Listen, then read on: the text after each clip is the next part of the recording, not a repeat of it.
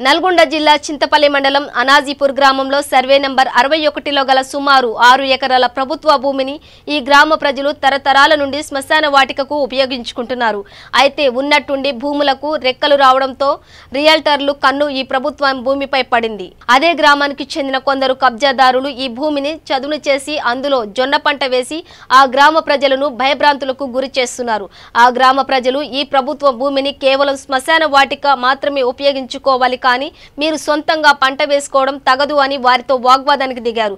ఈ విషయంపై Chintapalli MRO D Chandrasekhar ను వివరణ అడగగా ప్రభుత్వ భూమిని కబ్జా చేసే వారిపై కఠిన చర్యలు తీసుకుంటామని పోలీస్ స్టేషన్లో క్రిమినల్ కేసు పెడతామని ఆయన అన్నారు.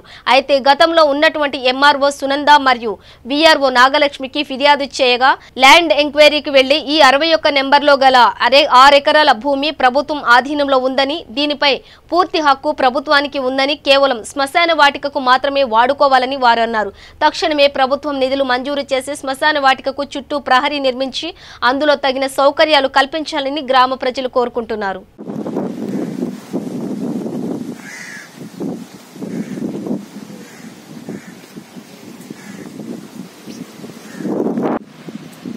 నా పేరు పోతిరెడ్డి యాదవరెడ్డి, కోమంతాలపల్లి గ్రామ పంచాయతీ ఉప సర్పంచ్ని.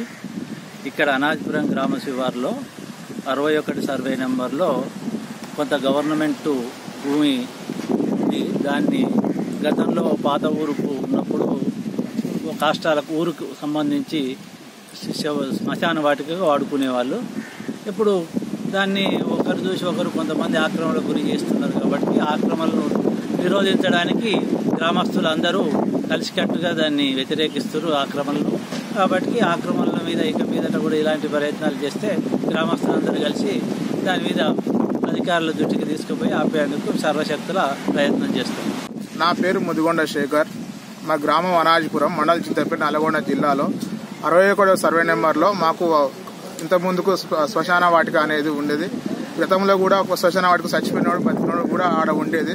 ఇంతకుముందుకు కూడా జరిగిన విషయం ఏంటంటే కబ్జాదారులు దాన్ని దున్నడం జరిగింది. సాఫ్ చేయడం వల్ల మాకు అన్యాయం జరుగుతుందని గ్రామస్తులు మొత్తం స్వీకరించాము. వాళ్ళు కూడా పట్టించుకోవడం లేదు.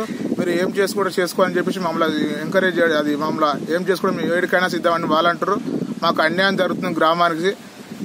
గతంలో కూడా మేము ఎంఆర్ఓ గారు కూడా ఇది కాంప్లైంట్ ఇచ్చినాం. వాళ్ళు కూడా అధికారులు కూడా పట్టించుకోవడం లేదు. మేము దేనికైనా సిద్ధం, కలెక్టర్ కాడికి పోయినా సిద్ధం, మేము పొద్దుగా ఎంఆర్ఓ ఆఫీస్ ధర్నా చేయడం కూడా సిద్ధం అవుతామని చెప్పేసి మా యొక్క మనవి చేస్తాం.